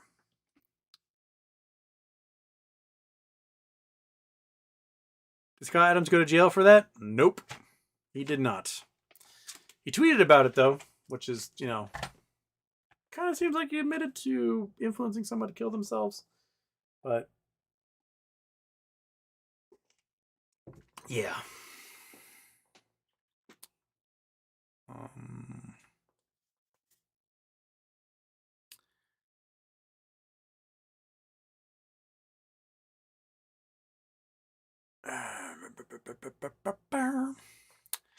Down to Shadem Houston, you in any cryptos? I jumped back into BTC and Doge last week after not touching them for months. The second I bought, it went down and remained below my average. No, I've not touched crypto in over a year. I'm sure if I had enough time and energy to like day trade, that'd be one thing, but I don't care. Um, and I know that there's just giant sort of Damocles that is uh, Tether hanging over the head of the entire crypto market, and that Tether is going to implode. It's not a question of if, but when. And when it does, it's going to take out the entire market because most crypto was purchased using Tether, and Tether is worthless. So I'm just waiting. I'm just waiting for that news. And once Tether wipes everything out, that'll be time to buy back in, if you're going to buy back in. Um, but I have no desire to touch crypto right now until Tether finally implodes and takes everything out with it.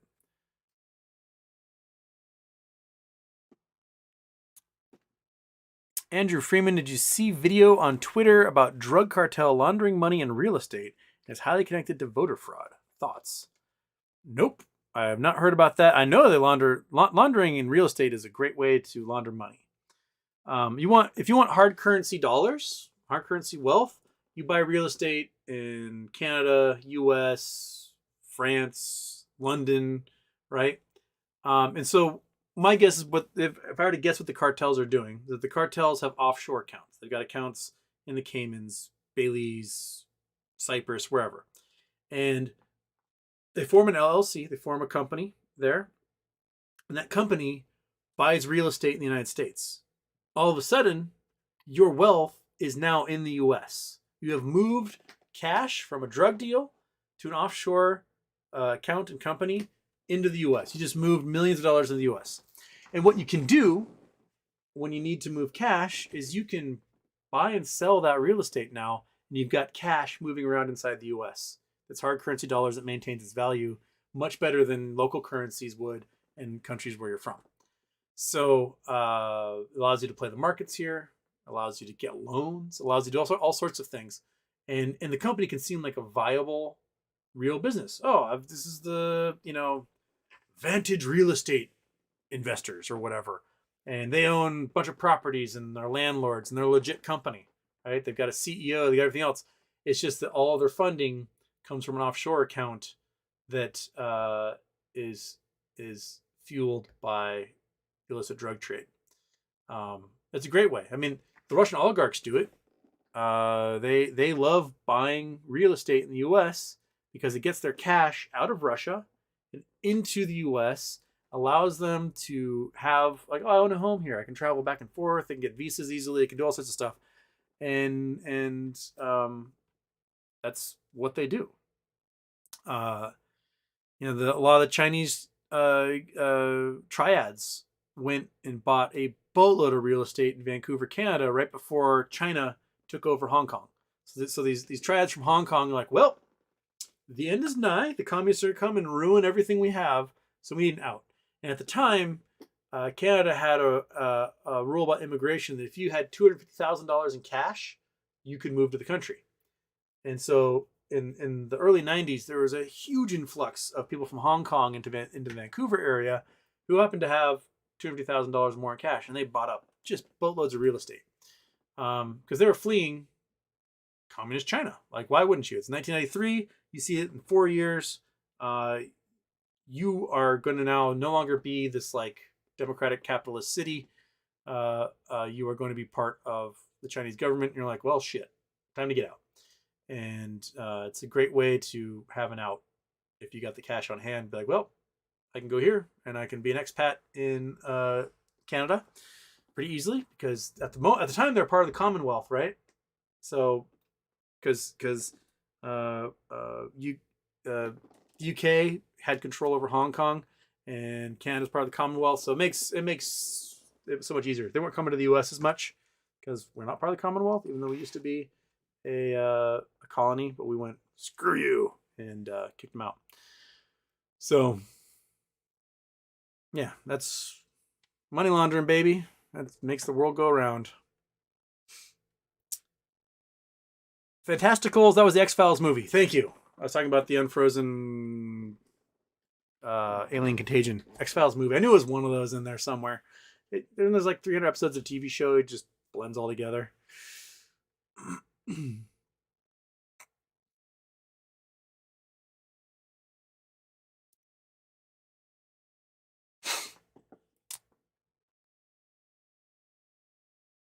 Okay.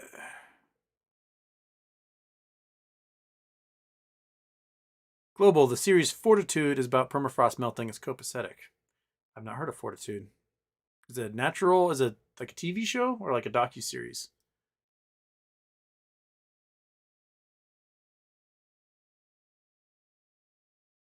X-Files, the Black Oil. Yes. Yes. Bum, bum, bum, bum.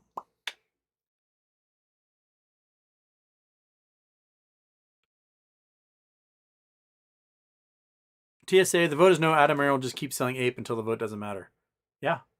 I mean, he'll sell 5 billion shares of APE at $1 each if he has to. And he'll probably do it just straight to hedge funds the entire time.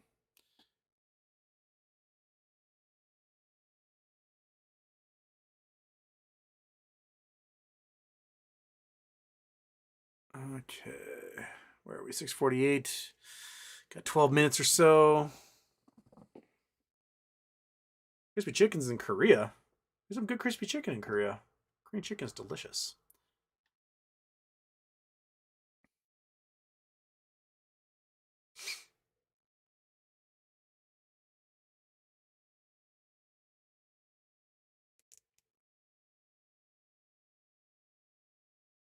Ron Johnson, do struggling companies actually seek out Boston Consulting Group, or is that just the tool these hedge funds bring in to demolish the companies from within?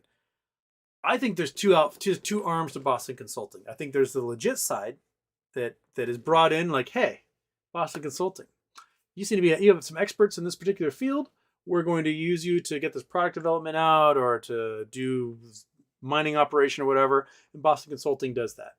There's another arm that I believe exists that's solely there to destroy companies at the behest of the nefarious board.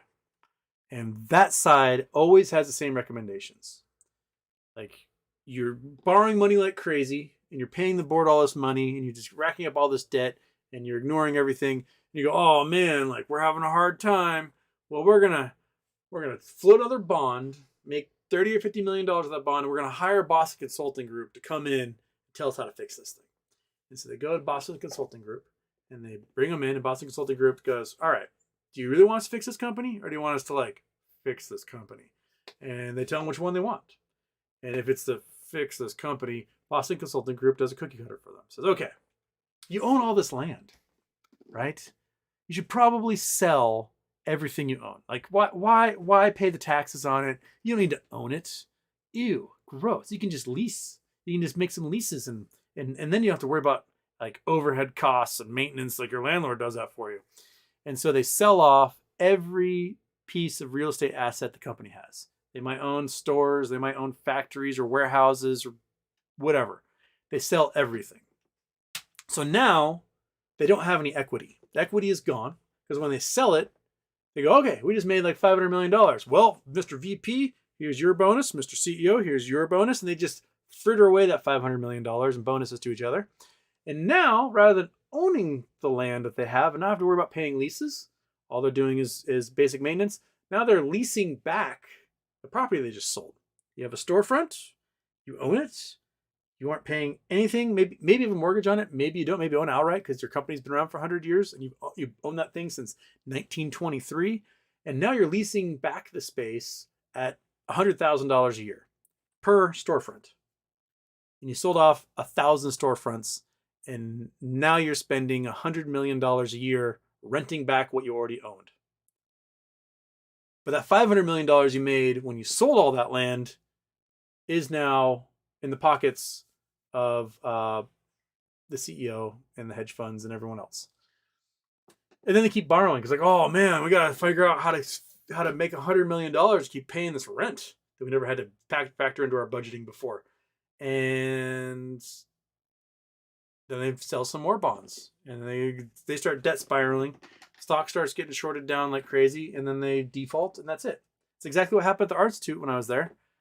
They had $100 million in real estate in downtown Seattle. They sold for $12 million. Sorry, $15 million. And then the VP of Education Management Corporation gave himself a $15 million bonus to skip town, and we had to lease back the buildings that the college was in for $600,000 a year. They were making $6 million a year in renting out spaces in those buildings to other companies. So they were making $6 million a year, and now they got to rent back the space they had for $600,000 a year without the $6 million in revenue. So in 2.5 years of rent, they would have made that $15 million that they had in the first place. Right? It's dumb. And I bet you anything, some Boston consulting groups go, sell all the real estate. And then Education Management Corporation went bankrupt. The bank bondholder took it over and went, I don't know how to run a college, and then sold the college to some weird Pentecostal group that also didn't know how to run a college. And then they took everyone's student loan money and kept it and never dispersed it to the students. So they all like starved and didn't have homes. And then the college got seized by regulators, and that was it. College over.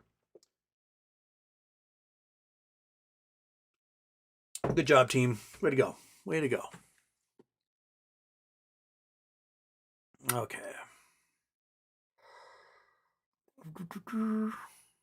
RJ Lowe, can you do more Twitch?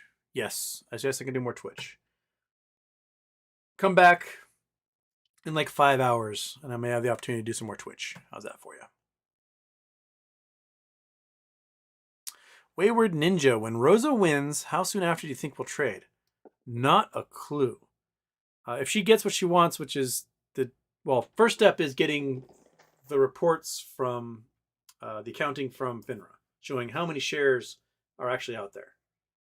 Go to the each broker and say how many shareholders exist and how many shares are in your brokerage. And go to each one, get the accounting, put it on a spreadsheet, add it all up, and go, this is how many shares look like exist. And once we get that info, then she can pressure the court to make an order for forcing a trade, forcing to close all those positions. And if the court, magically goes, you know what, you're right, we should do some trading to close all those positions. If I were them, I would say, okay, FINRA,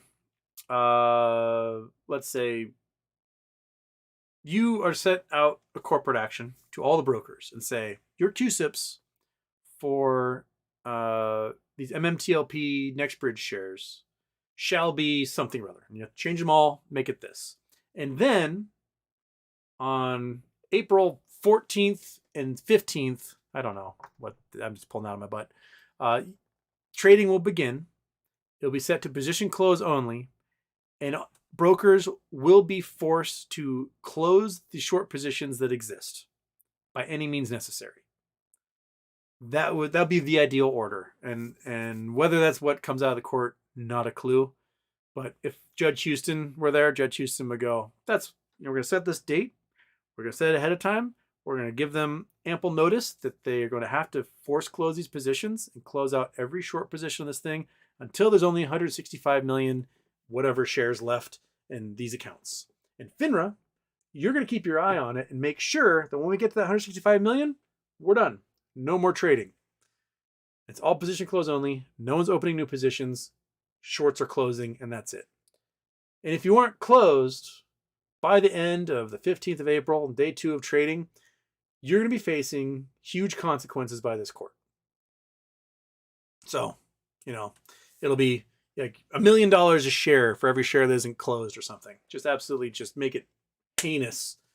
So that'll be incentive, right?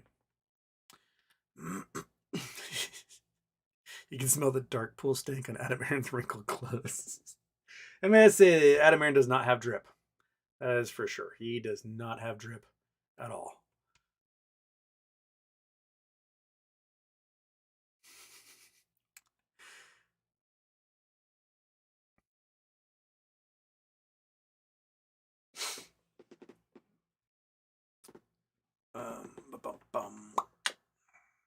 TSA, would you convert to Islam to marry Rosa? No. I am a religious. Okay. Julianne, I watch you because you talk about everything and not just one topic. I can't imagine, more power to the guys, but there are folks who do these shows like 8 hours a day for 2 years now and have only ever talked about like GameStop. I don't know what there is to talk about GameStop for 8 hours a day for 2 years. I think we covered it, man. Like, new information comes out. Sure, every once in a while we kind of do a rehash. That takes 10 minutes. I don't know how they do it. And it's absolutely, I mean, good on you folks who can do that. But Houston can talk for 2 hours, then his voice box is done, and then his brain's cooked.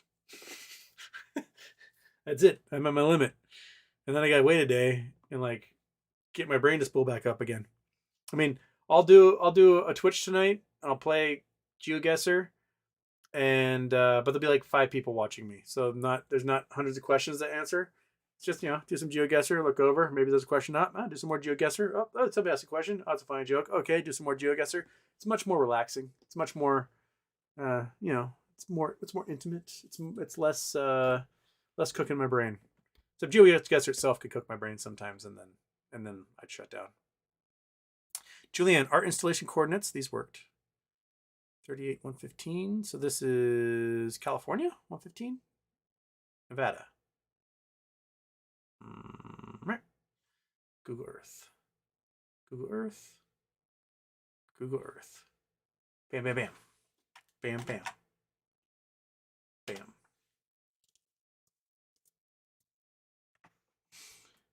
.38 Nevada. Oh, it's that weird thing that like weird sculpture guy did with all the sand. City by Michael Heiser. Yeah. Yeah, it's like these weird geometric piles of sand. Absolutely incredible amount of earth movement. Just weird. $40 million. Took 50 years to complete. Work began in 1972.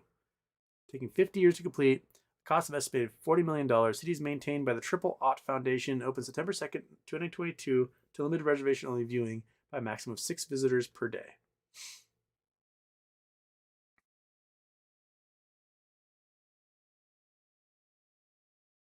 So covering 1.25 miles long and more than a quarter mile wide.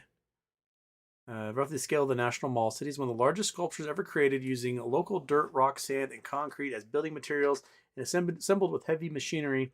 The work composed of 5 phases, each consisting of a number of structures referred to as complexes, some of the structures reaching the height of 80 feet. I want to see more pictures of this because I remember some of the pictures being absolutely weird.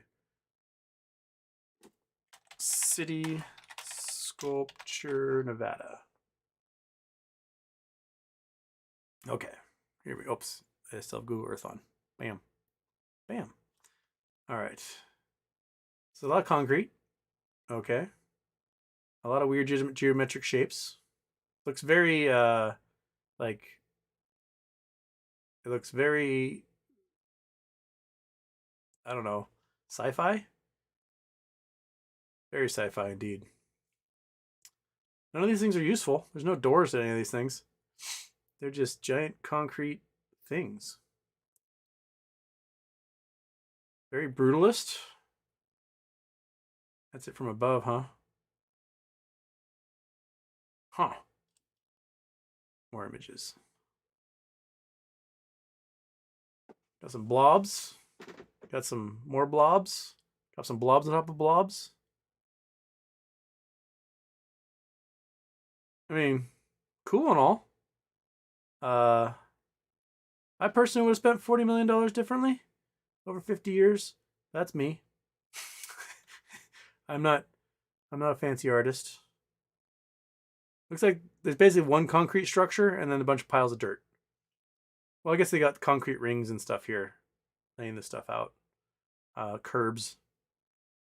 But okay. There it is from above. There it is. 50 years of work right there to make crop circles. Cool. What's that? Is this a viewing gallery or something? That looks pretty cool, actually.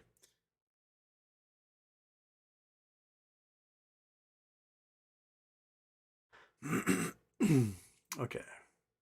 Boom, boom, boom, boom, boom, boom. Where's that cool building? I was not even part of the article. Was that bait? Did you just bait me? CNN? Oh, you bastards. Not even part of the article. That has nothing to do with it. Okay. Well. All right. It's 7 o'clock. I got shit to do.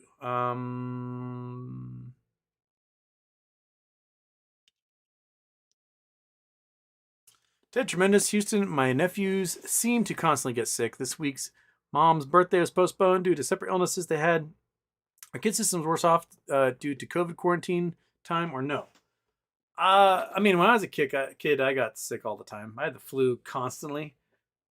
And then at 12 years old, I had the flu for the last time in my entire life.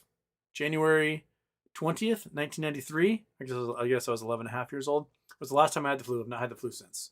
I was like that kid. I had like that gross little membrane and the nose snot thing.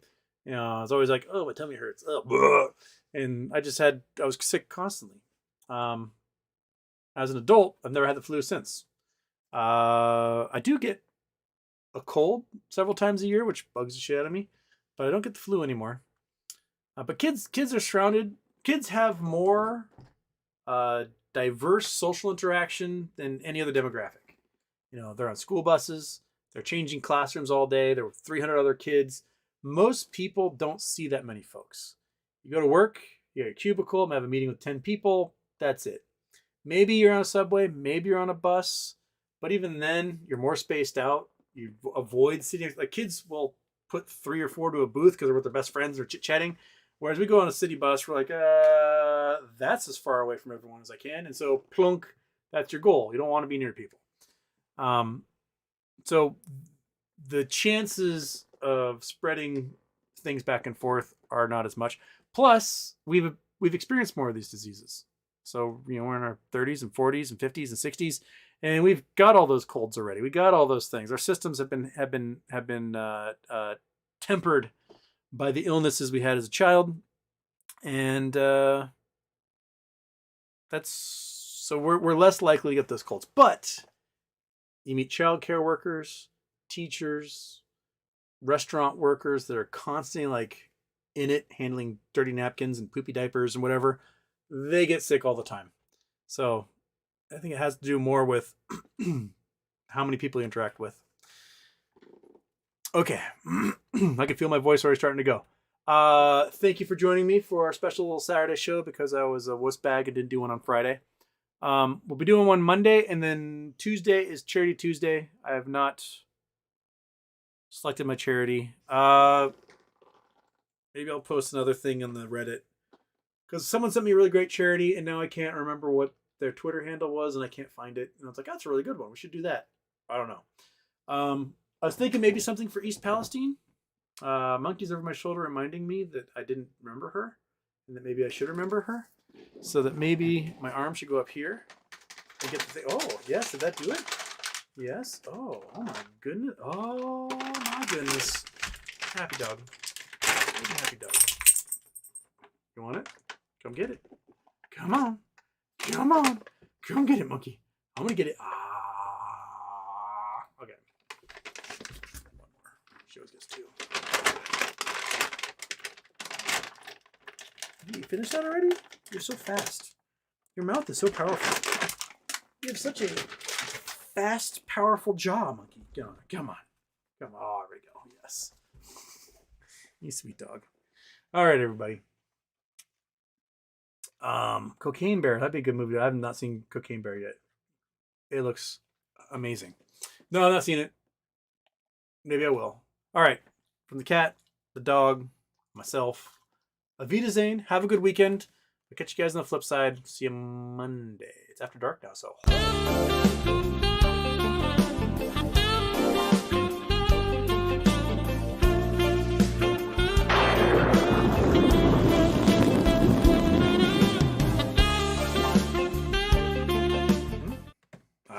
I don't have nothing for the end of the show. I've used every gimmick I have, monkey. I have nothing to show them for